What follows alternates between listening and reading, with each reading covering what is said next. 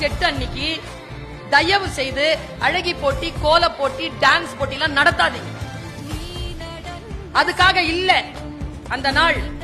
ஆணுக்கும் பெண்ணுக்கும் சரி நிகர் சமானமான கூலி வேண்டும் என்பதற்காக அமெரிக்காவில் பஞ்சாலைகளில் பெண்கள் நடத்திய போராட்டத்தின் விளைச்சல்.